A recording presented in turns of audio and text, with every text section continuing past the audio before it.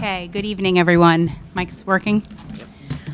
Dear members of Town Council and residents of Clinton, I am pleased to present the proposed town operating budget for your review. This budget represents months of careful planning and collaboration and a shared commitment to fiscal responsibility.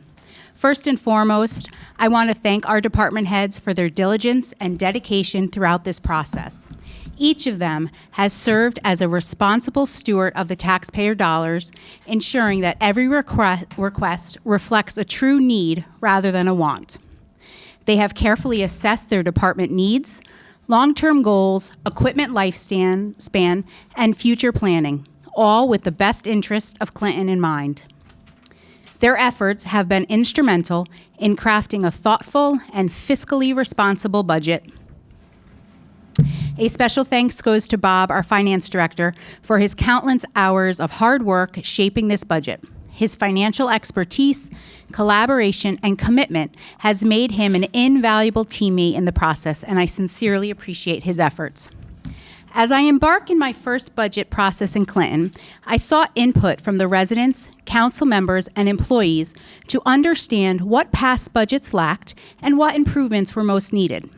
The feedback was clear: more transparent, long-term, and structured budget that is easier to understand. Bob and I kept these priorities at the forefront of our process, and I can confidently say that we have delivered on that request. This proposed budget features a newly formatted budget book for better clarity, a clear and descriptive justification sheets for each department's line items, the results of multiple in-depth discussions with department heads to ensure accuracy and efficiency, a long-term financial forecasting model for bonding, debt service, mill rates, and excess fund balance spending, including what-if scenarios. The budget we present tonight is a need-based budget. There are no wish items. Every figure is supported by prior year's cost and realistic projections. The capital plan is structured for long-term stability and is backed by clear funding source options for over the next 5 years. Additionally, this budget includes key investments in areas that have been long overdue for attention, including human resource support, hiring a town engineer, increased funding for economic development. This budget also accounts for significant taxable grand list decreases due to state legislation. Two key changes have impacted our tentative mill rate: 100% property tax exemption for 100% disabled veterans, and a restructuring of DMV taxation. These changes alone have resulted in an assessed value net decrease of $8,700,000 to our grand list, a substantial figure that we could not anticipate or offset with new revenue. Despite this, Bob and I are proud to present a budget that keeps any increases to a minimum. The total proposed budget reflects an increase of 3.23%, which is below the national inflation average of 3.3%.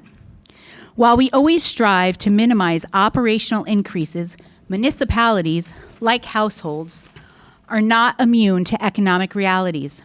Rising cost of fuel, energy, medical benefit, and contractual obligations affect us all, and the town of Clinton must continue to provide essential services regardless of economic challenges. We cannot cut corners on heating buildings, maintaining infrastructure, or delivering services that our residents rely on. This budget balances responsibility and sustainability, ensuring that Clinton continues to thrive while being mindful of the financial impact on its taxpayers. I look forward to discussing my proposed budget with the council and working together to finalize a budget that best serves our community. Thank you. So we have a PowerPoint presentation that's going to take us through a high-level overview of the budget being proposed. Myself and Bob will tag team in explaining the slides. The council members have a copy for themselves, so they can see it clearly because the screen is at an angle. So we will start. This is the budget process. It starts tonight with myself and the superintendent of schools proposing their budget. February 25th, 27th, and March 4th, starting at 6 o'clock in this room, will be the budget workshops, which we will review each individual town department, and the superintendent on March 4th will go over more detail on the education budget. On Tuesday, March 11th at 7 p.m., Town Council will hold a special meeting in this room, and that will be to finalize the budget and send it to public hearing. On Wednesday, April 9th at 6 p.m., Town Council budget public hearing will be held. On Wednesday, April 9th, immediately following the public hearing, will be a special meeting to finalize the budget. And on Wednesday, May 14th, from 6 a.m. to 8 p.m., the annual budget meeting in Town Hall Green Room will take place, where residents can come and vote on the proposed budget. So some of the budget drivers that you will see in your very large budget books are revenue challenges, such as the grand list decline, state and federal funding reductions, and the economic conditions of our state and nationwide. Fixed and contractual cost, inflation and rising operational costs, such as fuel, materials and supplies, and contracted services that are set to increase, such as waste and trash disposal. Capital infrastructure needs, public safety and emergency services, and legislative and regulatory changes, such as unfunded mandates, which I alluded to in my introduction of the changes in the taxable property for 100% disabled veterans and the DMV restructuring. Budget highlights, the proposed budget. Oh, that one doesn't look the whole, oh, there it goes. Slow, sorry. Total budget expenditures are proposed to increase by 3.23%. The tax rate to support the proposed budget is an increase of 3.39%. The difference between the budget increase and the tax rate is mainly due to the decreased growth in the grand list. If the taxable grand list were to stay the same as prior year, the mill rate increase at this point would be at 2.88%.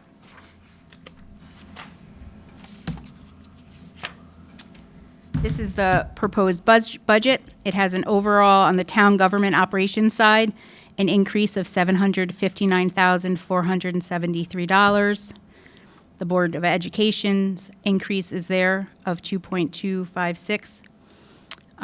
So the overall, you can look that over, but the overall increase is $2,080,581, which is the 3.23%.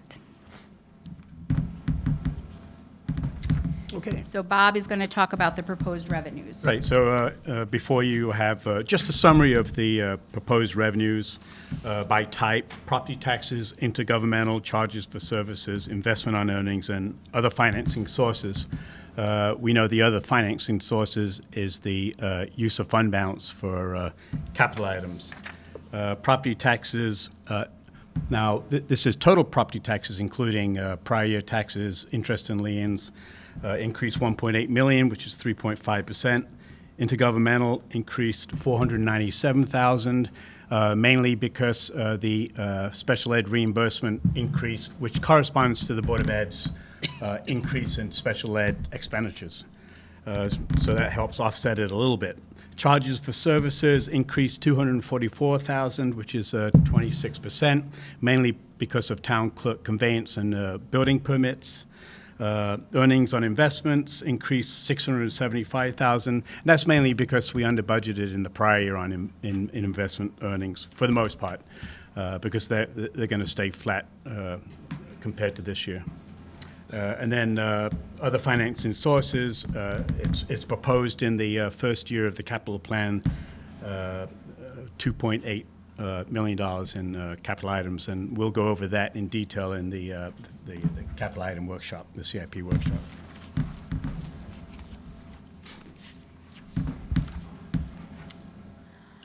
Financing the budget, changes in the grand list. The grand list decreased approximately 0.5%. That, again, was mainly due to the state changing the method of valuing the market value of motor vehicles. The final grand list we'll know in March after the Board Assessment of Appeals process has concluded.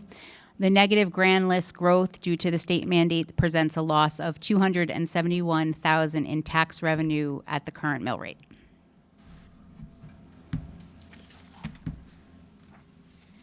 Financing the budget, state aid, which limits property tax increases, is the second largest source of revenue following the property tax.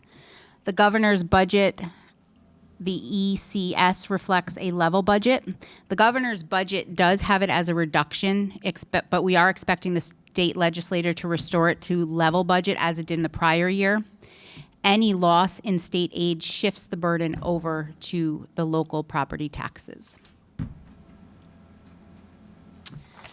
Financing the budget, other revenue, charges for services, locally generated revenue projected to increase over the next fiscal year, increase mainly due to town clerk conveyance fees and building fees, increase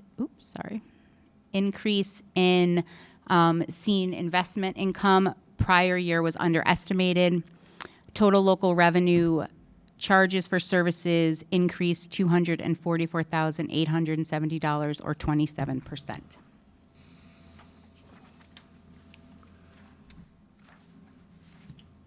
Financing the budget, fund balance. Appropriated fund balance for operation of in the town manager's proposed budget had zero money from the excess fund balance in this budget.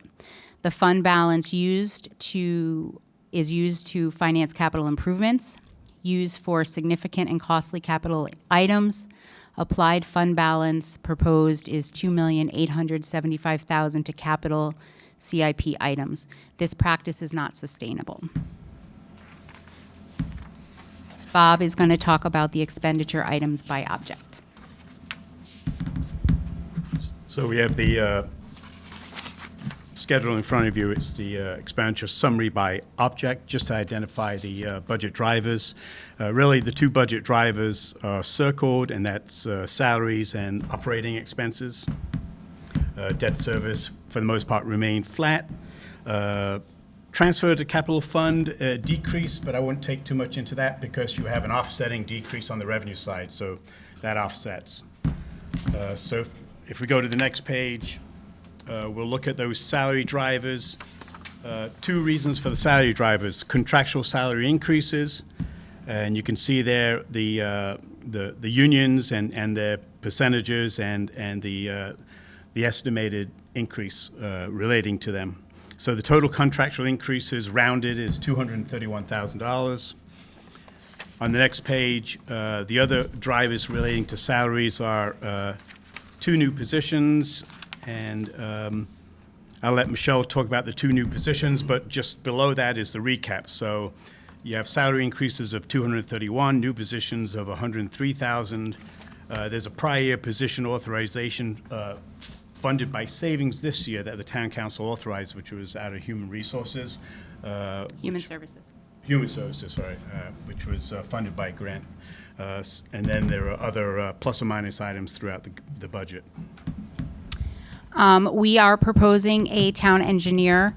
Our town is definitely missing many opportunities, seeking out grants, day-to-day knowledge for project improvements, decisions by not having an engineer. We have spent currently in the last couple of years well over $100,000 in consulting services for an engineer, and those are for specific projects. So that is not having an engineer on a day-to-day basis coming out, working with our public works and our town planner on projects. It also will be a cost savings to our residents. Zoning applications, depending on the size of their projects, the cost of the engineer does get passed on to the applicant when they're in that process, and the average cost is between $4,000 and $6,000 per applicant. So there is a cost savings that will come directly to our residents or businesses coming into town or looking to come into town. Building maintenance It's an additional cost of $9,100. We had a few part-time positions for custodial. We're combining them. That will, in the long term, give us an extra person to support our town buildings. We're going to expand some of the town buildings that we currently get cleaned that are on overtime on the weekends. That can get done during the day. And then on the weekends, as you know, Town Hall has many events, and our custodians, it's between two custodians primarily who cover those events. Per contractual, they have to be here for that. So this will give them some support and another person to be in that pool to support our events that take place here on the weekends. Operating expenses increased 111,000 or 2.71%. And that's basically because of inflation. It's actually under inflation. You have a graph there. Inflation is currently about 3.6%. It's been about that since the beginning of the year. Well, actually, for a whole year. You'll be able to see those individual operating expense line items when we go through the detailed budget. Capital improvements. Next week at the February 25th meeting, you will get a binder dedicated to capital improvements plans and the 5-year plan and the funding options that we forecast for those improvements. Year one is the year that the council would need to focus on, which would have to be approved in this budget. You'll notice on the year one graph or schedule, there is now a funding source. So every capital item that we forecast that we need is on this plan.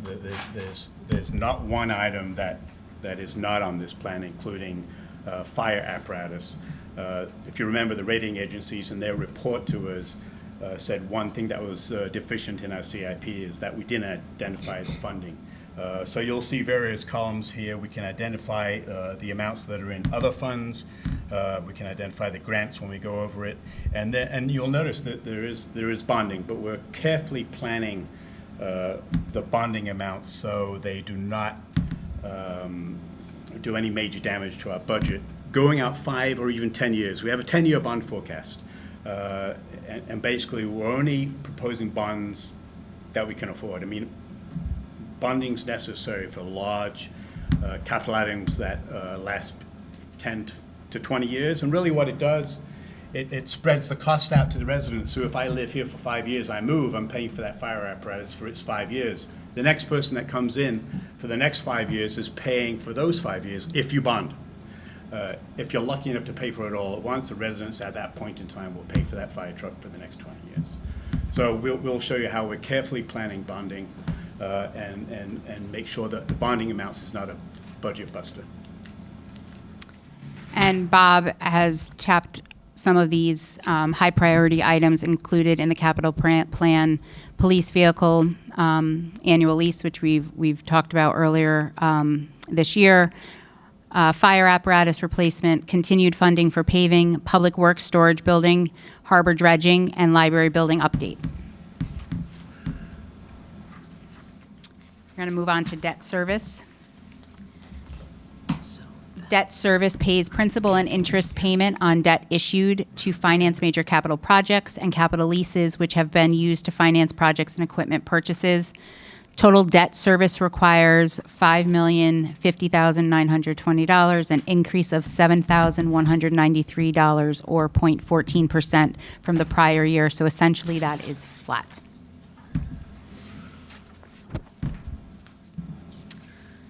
The proposed mill rate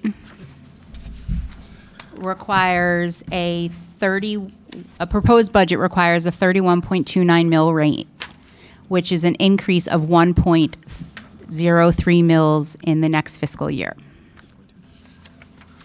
The increase would impact the taxpayer. Our current average tax bill at 30.26 mils is $6,325 annually. The proposed increase would be an average of $215 annually more for a resident, which is equivalent to about $18 a month.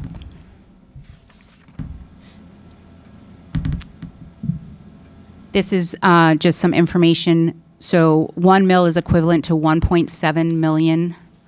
The impact, the mill rate has about $25,000 in cut, reduce the mill about 0.02 mils. So for the average taxpayer, a 0.02 mil reduction will result in $3 of relief annually.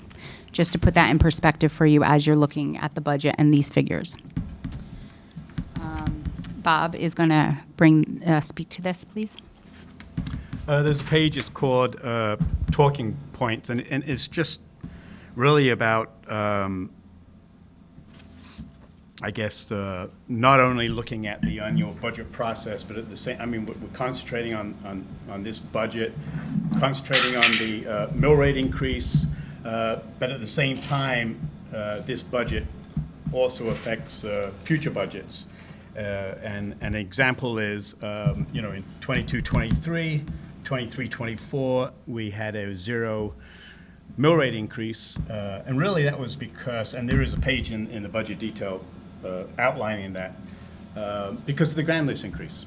Grand list is very important. That's where we talk about economic development. When the grand list increase, it creates new taxes, and it helps offset any mill rate increase. However, on those years of 0 tax increase, if we would have increased the budget by 1%, I mean, not the budget, I'm sorry, the mill rate by 1%, that would have given us an opportunity of putting $500,000 in a capital roads line item in the public works budget. Once an item like that's in the budget, typically it stays there because it won't increase year over year for the most part. On the second 0 increase, we could have done another $500,000. We could have had $1 million in road funds in the public works budget. What does that do? It takes pressure off the CIP. Currently, we have road funds in the CIP. Currently, we're using fund balance. That's not going to last forever. It's going to have to be bonded. So it's just a talking point as we're going through this budget. We also need to think of the future and the possibilities. And we need to recognize what was done in the past and make sure that we use those as guides moving forward of what we should and should not be doing to make a sustainable budget. So in your large budget books, in the very front are budget summary sheets, which really guide you to the detail sheets. The very first sheet is and we've seen it in the presentation actually, it's the budget summary by object code, and that's just a large overview. On the next page is a budget summary by function by department. So it's by function, which is general government, public safety, public works, by department. And if you look over to the right-hand column, you can see the changes by each department. So you could focus on a department. If you see a large change, you could go right to the detail for that department and focus on that department. We have to be careful of percent increases, don't we? Because we could have a dollar change of $150 and a percent increase of 200%. So I prefer to look actually at the dollar change. So this just highlights on the departments. In your book, just to make a note, there is a larger version of this. This looks a little hard to read on the printout, but in your books, it's larger. So Yeah. this was just for presentation purposes. After that summary report, we go to a budget summary with line item details. So that's ordinarily what I would concentrate on. And it's by department and each of their individual line items. So you can go through these line items, look at the increases, and pinpoint the department and this particular line item you want to look at, and then go to that department's tab and find the object codes detail and find out more about it, and prepare questions on that particular line item. So that's quite a few pages.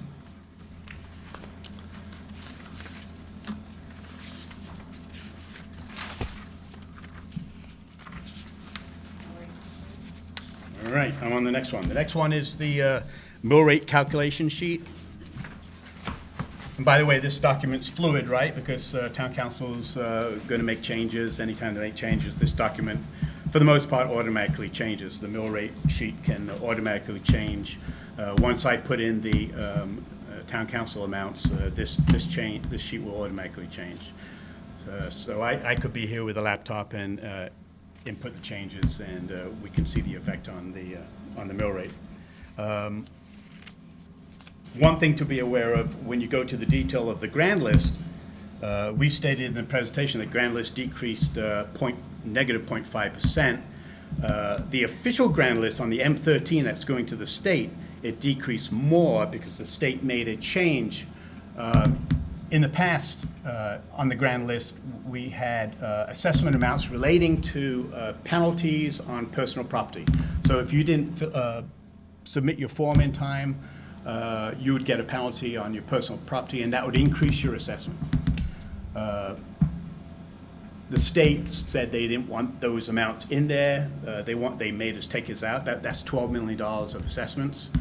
What we have to do is July 1st, when the new fiscal year starts, do certificate of corrections and put them back. So it's more work.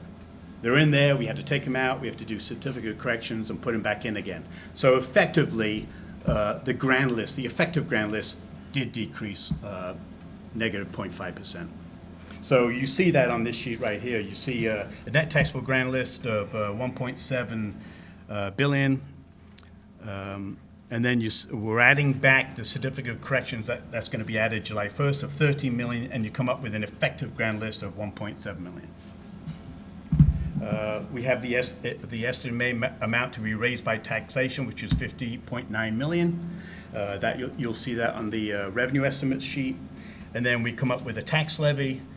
We know we're not going to collect the 52.9 million because we have a 99.0% tax collection rate. So you have to divide that into the 52.9 million, and you come up with a tax levy. That's the amount that we're going to bill.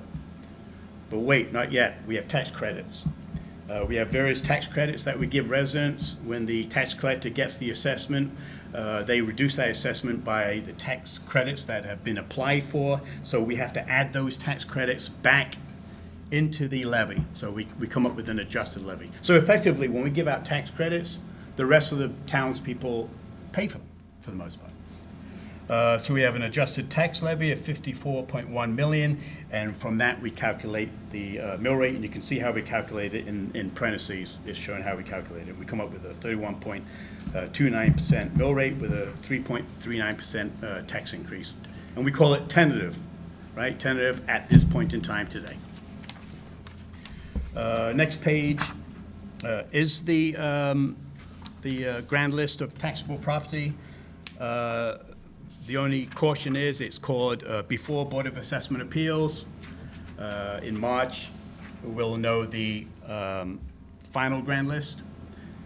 So there will be some minor changes to it, and that will be applied into this budget at that point in time. So notice at the very bottom there, where we're comparing current year grand list to prior year, I'm adding back the 13 million late penalty assessments because we get to add them back the very first day of the fiscal year. Next page, for your information, is the 10-year approved original expenditure budget analysis for your information.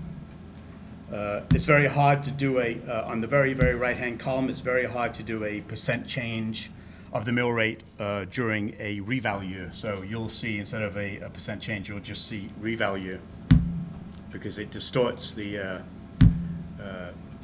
increase in the mill rate when you do a reval. The next page is a 10-year approved original revenue budget analysis for your information. Next page is interesting, history of budget increases and their funding. And basically, you can see in the years of zero mill rate increase, they were actually funded on the very bottom. They were funded by new taxes, by the increase in the grand list, which everybody wishes for. Everybody wishes for an increase in grand list because it certainly offsets tax increase. So this is kind of interesting information. The next one is just a 10-year grand list analysis, and you can see, for the most part, our grant list has been increasing over the last 10 years, except for last year, essentially, it was flat, and this year I have 1.25% because that's the official grant list, but we know it's really negative 0.5%. I just can't put that net amount in there because this is actually the official grant list. The next one is just the general fund balance 10-year analysis. So analyze the fund balance. It gives you a percentage of the unassigned percent of total budget. That's what we keep an eye on every month. We know we can't keep assigning CIP projects to fund balance. That will stop very soon. But we will have a plan. We're looking at a 10-year, like I said, bond forecast plan will have to come up. Most likely what will happen is projects will be pushed into years where we can afford them. That's that on the summary pages.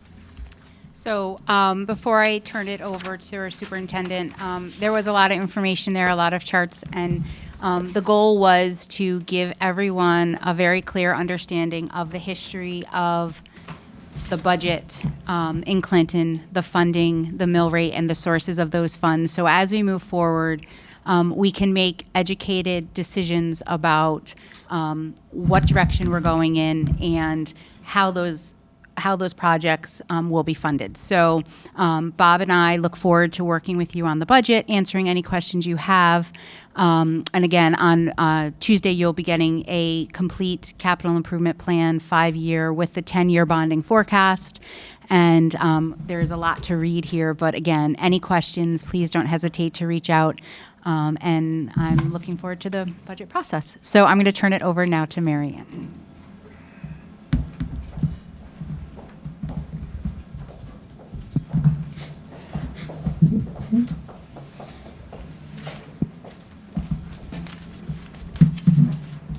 It's gonna reach. Would you like to sit here? We might have to trade places. Yeah. Bob and I are gonna trade places. Hey, how are you? Thanks. What's that? Oh, you did? Good. Okay.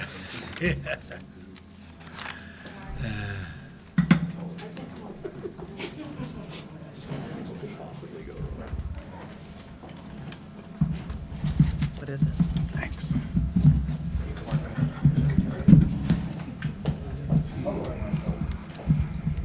That's gonna look good. I recused myself from the budget.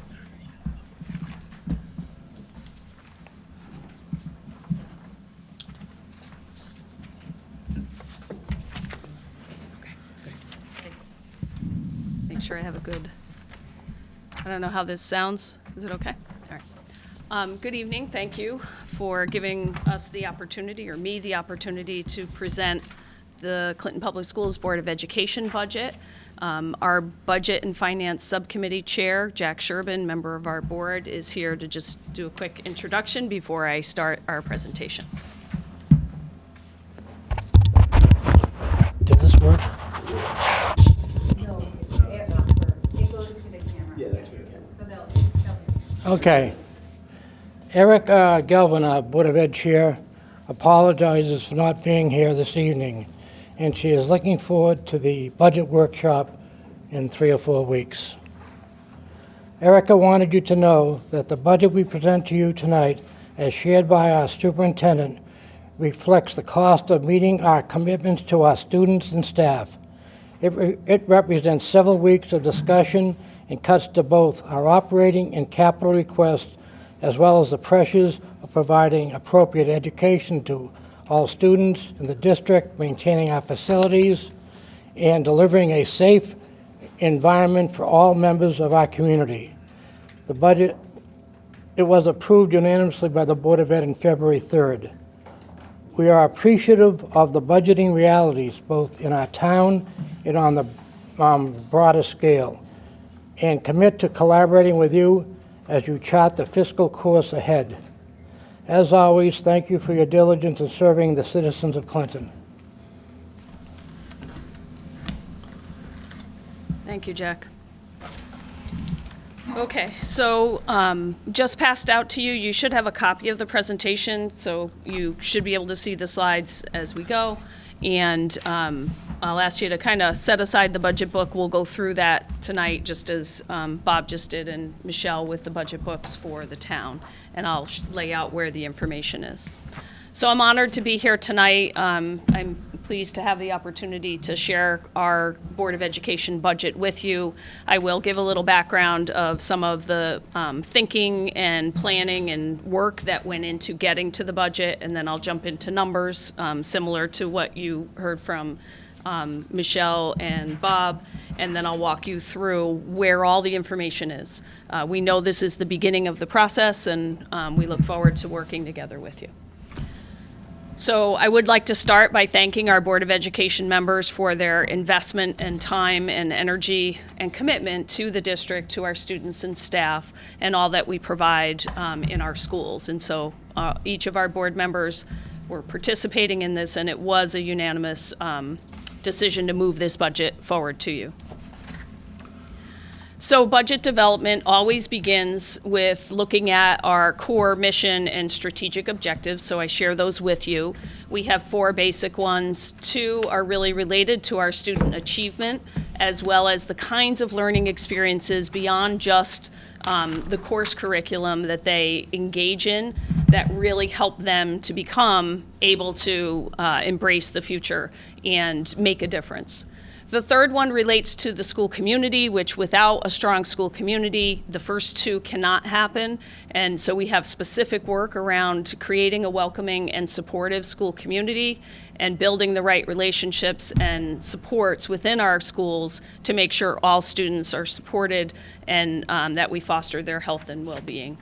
And then the 4th one is part of why we're here tonight, is to make sure that everything we do is creating a safe, effective, and fiscally responsible school district, and that is incumbent on us to make sure that we plan and we manage our resources well. So hopefully you'll hear some of that, and in our discussions over the next month, have some conversations about where we're trying to do that. But tonight, you're going to hear also some of the pressures that we're facing in trying to meet all of these things.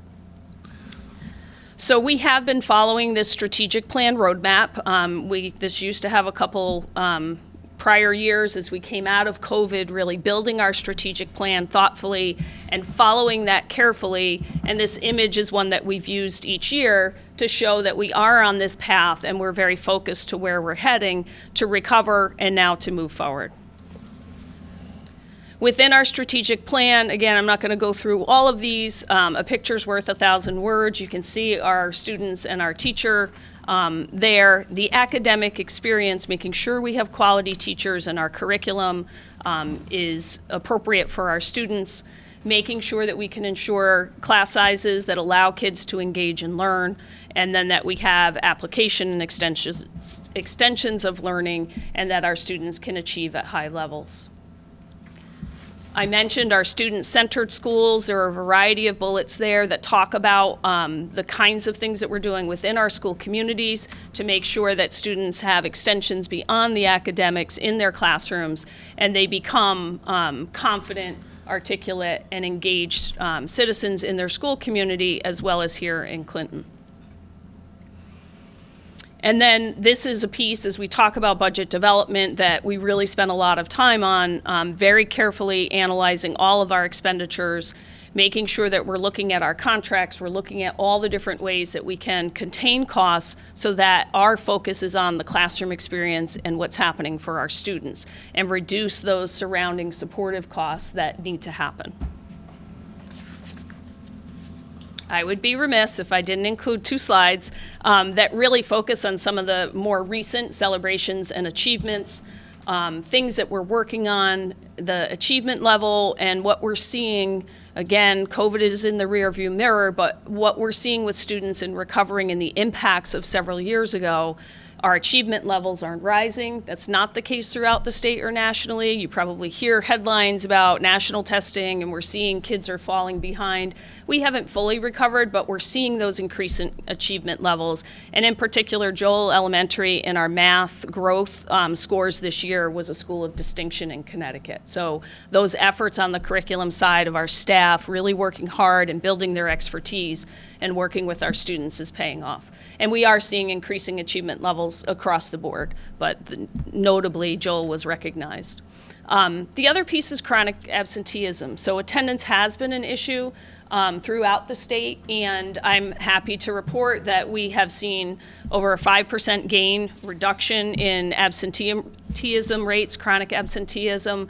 At all of our schools, we're outpacing what we're seeing in the state, and our attendance levels are back to what they were pre-COVID. So that, to me, is a testament of what's happening in the classroom and how our schools are welcoming environments, and that's key to a lot of the things we're going to talk about. We've shared, and I put these next two for the kinds of opportunities that we're giving to our students and how we're connecting here in town. And you've heard a lot about our industry partnerships over time. So there's some exciting things happening that are really preparing our students for the world that they're going to enter into. This next one is those bigger picture connections and things that we're doing in our schools.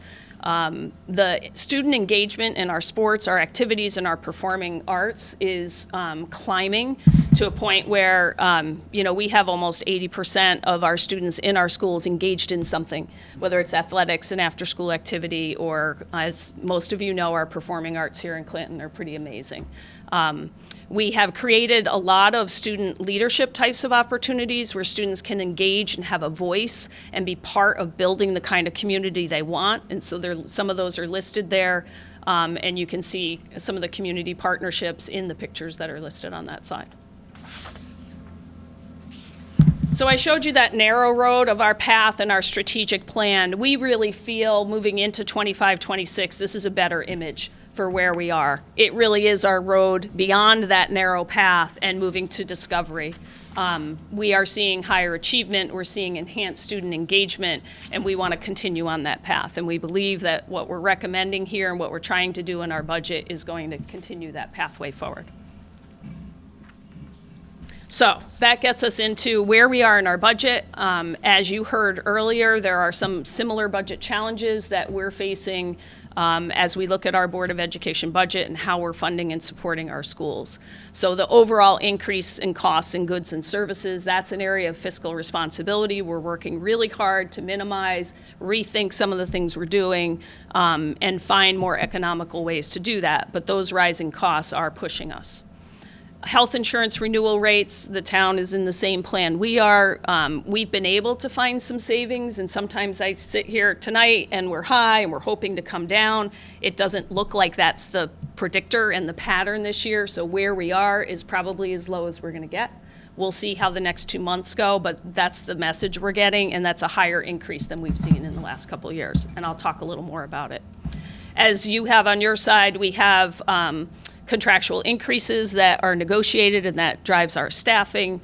I think the biggest one is the fourth bullet, which is a definite increase in referrals to special education, as well as students who need to have an alternate placement outside of our district. And I'll give you a little more information as we get into the slides. And then lastly, making sure that our students have the right access and support available to them when it comes to their mental health and their ability to engage in learning and in the school environment. We've built those structures over the last 5 or 6 years, and this budget helps to support that and maintain those in place. So as you guys are embarking on your budget process, this process was completed by the Board of Ed on February 3rd with their approval. Now we respectfully shared that with Michelle and Bob and are sharing it with you tonight.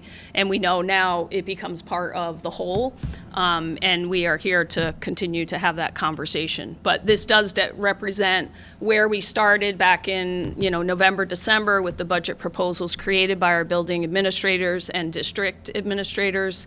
That then comes to me for review and refinement.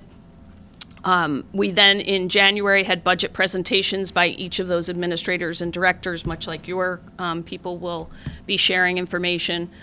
And then the Board of Education gets to work. And there were several workshops, discussions, some recommendations to me, things that I brought forward to get to my proposed budget. And then from there, we had a final Board of Ed workshop where additional reductions were taken and suggested by the Board of Ed members in an attempt to bring our requested budget down. So overall, in that process, the Board of Ed did reduce over $600,000 in operating reductions and another $100,000 in capital reductions with what we had presented to our town manager, Michelle, and Bob. So we'll dig in a little bit to our objects, and I guess I'd like you to go to the third tab in your booklet, which is the section that says Request by Object. You don't have to, but it gives you the overview of all of this and the reference point.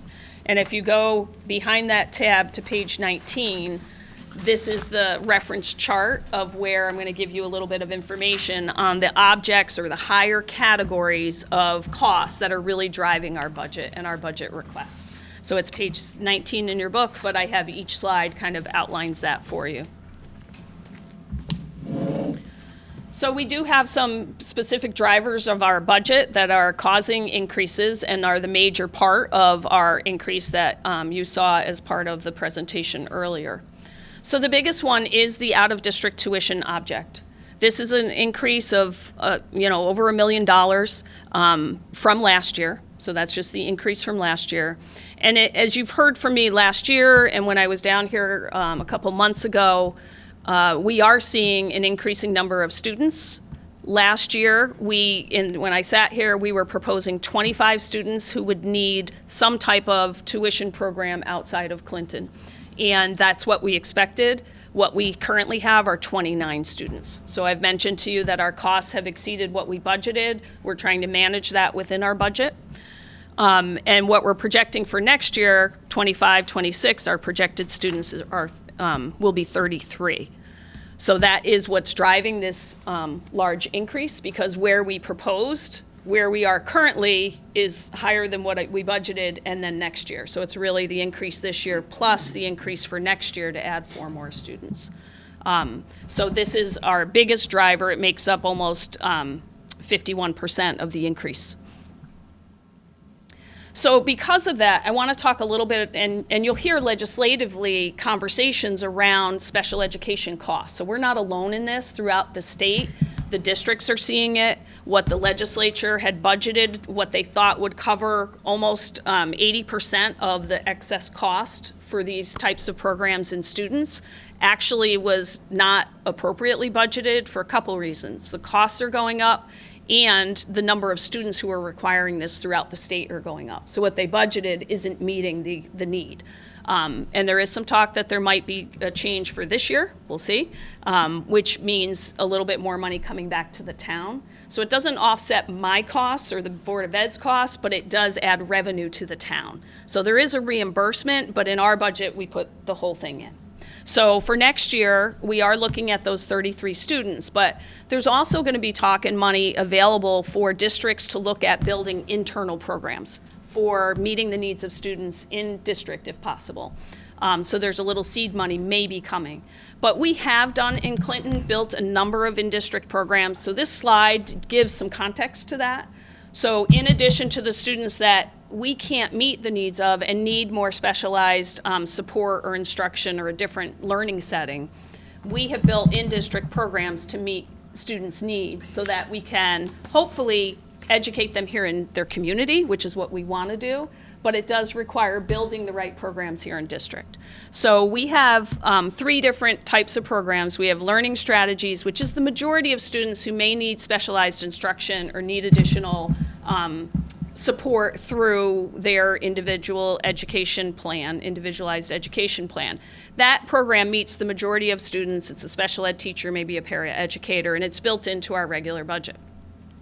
We then have these specialized programs called the Intensive Learning Program, the Alternative Learning Center, and the Student Support Center, which is a program that we've built in district so that students can their needs can be met here in Clinton.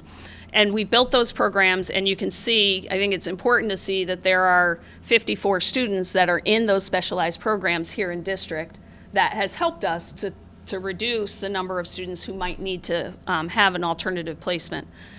Despite all those efforts, we're seeing the need increasing, both in these in-district programs, these numbers are higher than they've ever been, as well as students who are needing something additional. In addition, we've seen the number of students overall who are identified in need of some specialized instruction or supports increasing. Even though our enrollment has decreased, we're seeing the number increasing. And I do believe a lot of it does have to do with the impacts of COVID and the learning loss that a lot of students experience. So again, that's a trend throughout the state.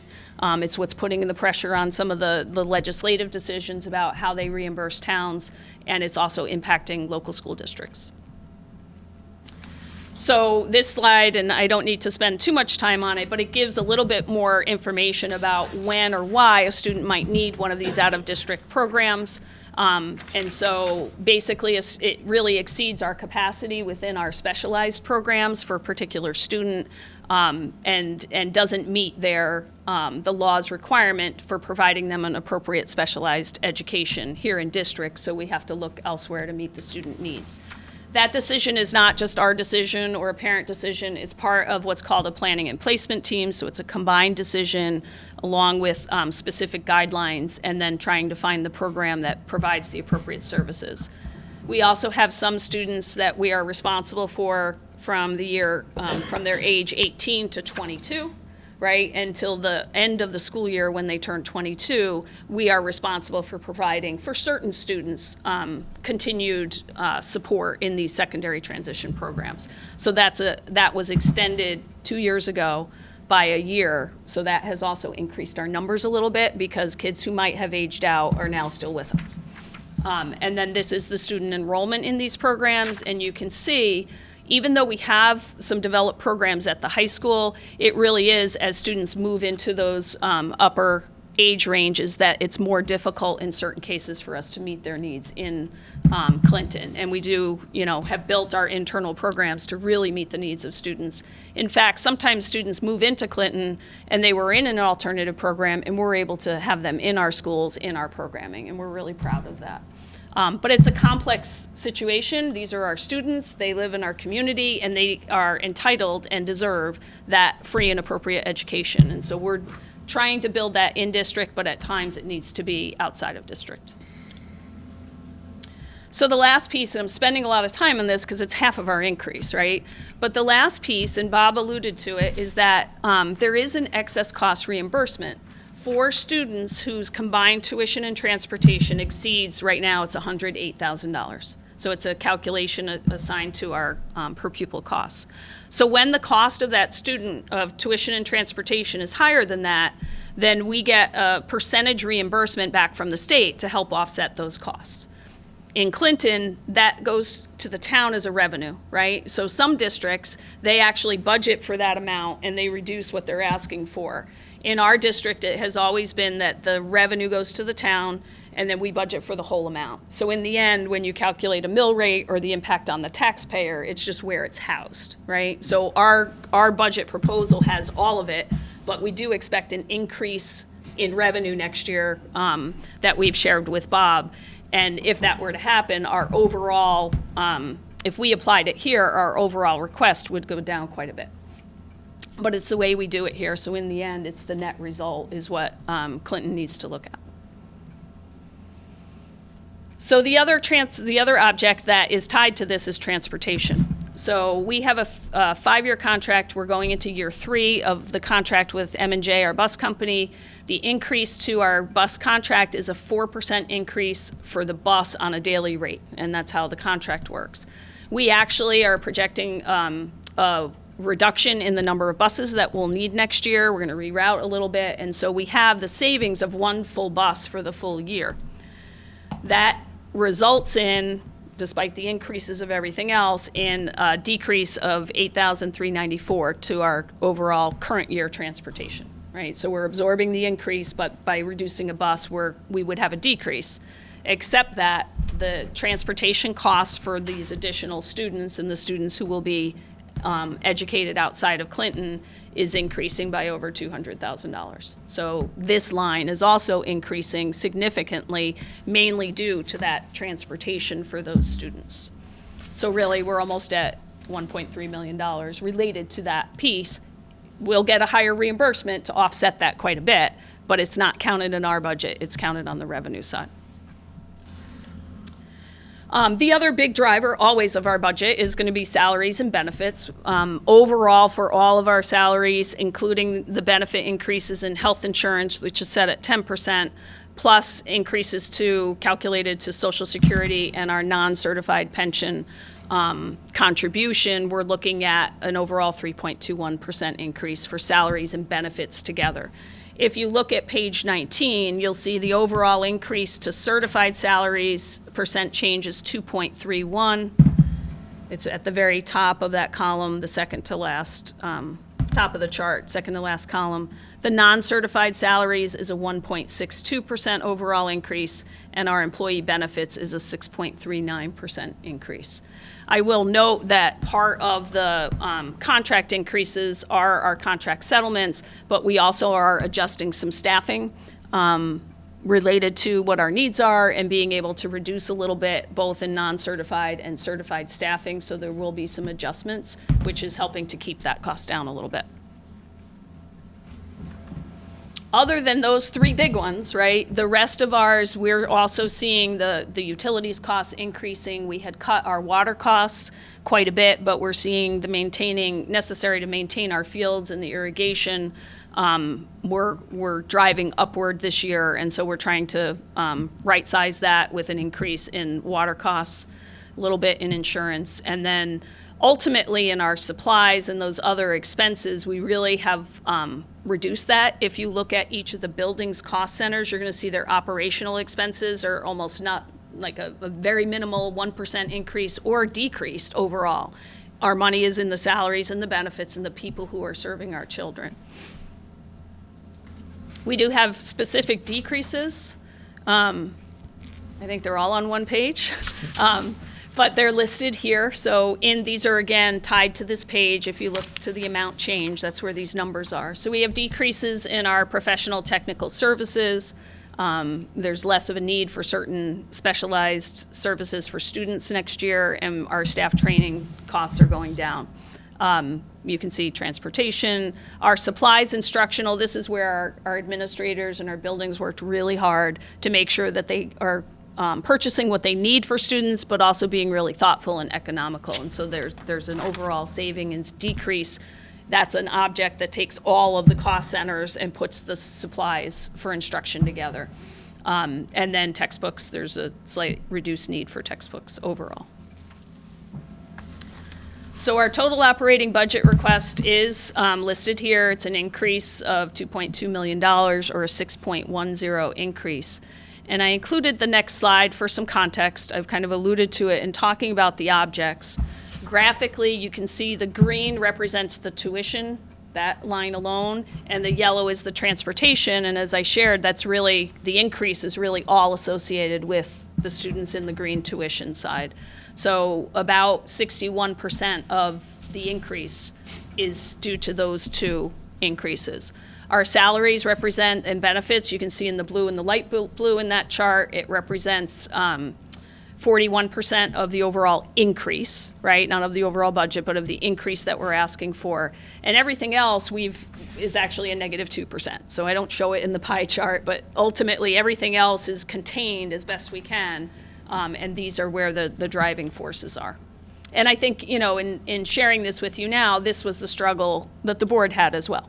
How do we maintain those things that I showed you at the beginning in our path forward while still addressing these challenges that we're seeing in student need, student costs for those needs, and then also taking into account the reimbursement, which impacts this. So if I were to take just the difference in the reimbursement to the revenue, and it's estimated, but in general, our overall request would be an increase of 4.87%.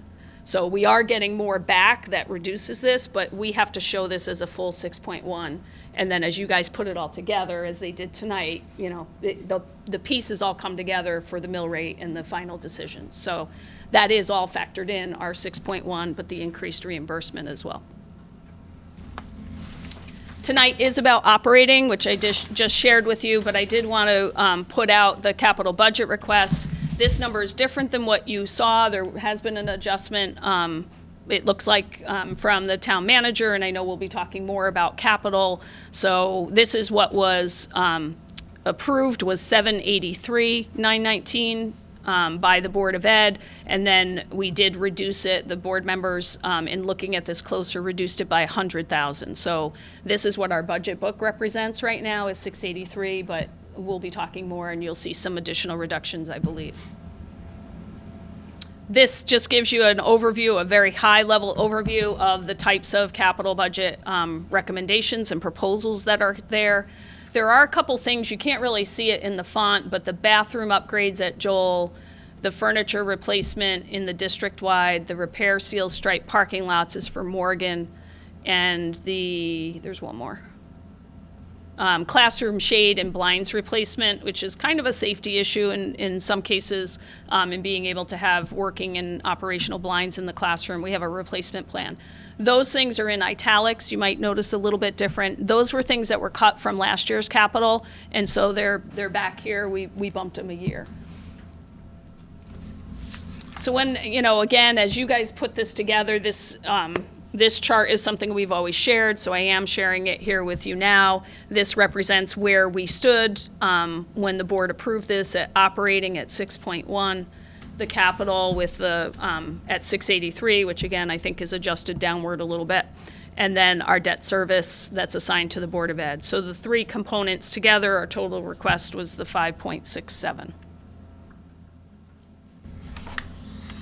So I'd like to take a minute to just walk you through the budget book. Many of you have seen this and hopefully looked at it. I'm providing this as the broad overview. This will be on our website tomorrow morning, and really includes almost anything that people have asked us in the past about our budget, right? And so we're trying to provide that information here. So if you just go to the table of contents, I won't take you necessarily through the whole book, but it's laid out color-coded, so the tops of each page is in there. So in our background, we have some of our basic pieces, right? You probably won't spend a lot of time there, but it gives you the overview of who we are and the timeline that we use. The orange section gets to our enrollment projections, our class size information, and provides all of our trending of our certified staff and non-certified staff over the past 5 or 6 years. So you can look there if you have questions in any way. And that represents our actuals. So we may have budgeted something in one year. If someone ended up being moved because of a student need or more students, that this shows what actually happened, not necessarily budgeted. So you're really comparing apples to apples where movement has happened or reductions have happened in certified staff or in non-certified. The next section is, the next two sections are really important for you to take a look at. The red section starts where I asked you to go, page 19, gives you that nice chart of what the increases are from the high-level objects. It's kind of a summary page and shows you what portion of the budget it makes up and what the increase is. Prior to that, though, we have a text page that if you take a minute to read, it takes each one of those, tells you what's in that, and then tells you why it's changing, right? Why it's increasing or decreasing. So that's a good place to kind of ground yourself, maybe before I come back on the 4th, or to generate questions that you might have. The blue takes every single school, or cost center we call them, right? So we have Joel, we have Elliott, Morgan, we have a special services, a maintenance, central office, district-wide, athletics. I think I got them all. And this gives you the detail, kind of like the pages that Bob was showing you and that you have for your town side. It shows you every line item for each school and what's there. Some of them, it's hard to know exactly what's in it, but if it's changing a lot, there's a page above it or at the beginning of the cost center that tells you that line item and a little bit about what that represents and or why it might be increasing or decreasing. There's a couple nice pictures of our kids there too. So that section is really the meat of our budget. It's every line item, it's everything that's happening in our buildings, along with the higher level of our request by object. And then the back tab is information that over the years has either been asked about or gives additional information about our budget. So for example, there's a page that gives you a general idea about our tuitions, right? And so it gives some context to the things I've been talking about. There's also a page about our grants that we receive, and we're watching those carefully, right? Because if there's any changes in grant funding, we primarily use that grant funding for staff. And so we're going to have some impacts if things change there. But we lay out our grants, what we've received, what we, in some cases, what we expect to receive, and then what we use that grant money for, so that it's pretty transparent, the extra money in addition to this operating that we get. Then there's a section, we've done this for a long time, as people used to ask about our per pupil expenditure. It trends it and shows you where we are and does the local towns comparison. And then finally, there's a page on capital expenditures, and then a page that we get from Bob on the Board of Ed debt, and we just make it look a little prettier than the printout. So that background information is also there for you. And we want to make sure that you had that tonight, and any questions that you have as you look at it, we can hopefully clarify for you. So I guess I'll close tonight with what we're most proud of, right? That everything we do, and hopefully everything that is in this budget that we're presenting to you, that the Board of Ed worked on and decided upon, represents our students and their achievements, right? And this is our top 10 group of students who truly are ready to embrace and influence their future, and they're out there now doing so. So I know we're back on March 4th. And I am available, the board is available as well. Obviously, you can email them directly. If you have questions about the budget, if there's background information you'd like, if there's things you want to see, I'm happy to do that and provide. I think we want to go have you email Michelle. I think that's what you want to do, right? And then she'll share it with me, and I can put it together and either provide it ahead of March 4th or have it with me that night, so that we really can dig in and make adjustments. So I want to thank you for your time. I know this is a very difficult job, and we appreciate all of you, and we're here to be, as Erica mentioned, collaborative partners. And I'd like to thank my 3 board members who are here tonight. A little shout out for being here for their efforts and the hard work that they put in, and we know you're just entering into that. And so we are a community, and we believe that, and so looking forward to the conversation as well going forward. Thanks. Could I ask one question? Sure. Typically, if there is such a thing, ECS funding and special education, when do you know? Do we know? So it's listed in here. ECS, as Bob mentioned, the governor's budget the last 2 years has shown a decline. So there was set up a number of years ago that we would decline. We won't know until final appropriations and the legislative budget, like when the legislature votes on a budget. But the appropriations budget and the different parties' budgets will come out, I don't know, April. You know, it's a little while. What we are hearing, and I think that's part of why Bob made that decision, is the chair of appropriations, Senator Austin, has said, and whether that will happen, is that she doesn't intend to see ECS drop. So at this point, you know, it has been, the governor's put it out there, and fortunately the legislature has risen it and then invested more for the towns that they're trying to, rather than redistribute it. So, The schedule. yeah. Oh, I good. thought it would be asked. May, June, the General Assembly votes on negotiated budget. So May or June for Connecticut, that's the budget process timeline for the state. And so what we have in the ECS now in our budget is what we got flat. last year? Yeah. What we had Got it. last year. Okay. And that's what we're asking for and advocating for with our legislators and with the Appropriations Committee, that to penalize any town with all of these escalating costs at this point to invest in other communities that need it as well is, there's 70 towns that are slated to potentially lose ECS. Unfortunately, they've been continuing to flat fund it and then add some, but money's tight and we're not really sure what's going to happen. The excess cost piece that I talked about is also variable. And that's a number that we are estimating very conservatively. We'll see, and that'll be one we're watching as well, because that final budget will tell us if whether there might be a little more revenue to the town than we even expected. So that's another one we're gonna have to watch and communicate carefully with. Okay. Okay. And then special ed funding, you asked. Generally, the IDEA, which is the special ed funding, it's the Individuals with Disabilities Education Act. We usually do our initial submission of that in April, but it's based on kind of your past funding. And then you find out for sure in the fall.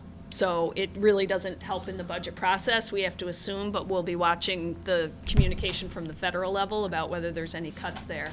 And the same thing with the title grants. We don't get a definitive number till almost September now. And so that's another one we're gonna be really careful with, and we're gonna have to watch what some of the conversation is and what's happening at the federal level.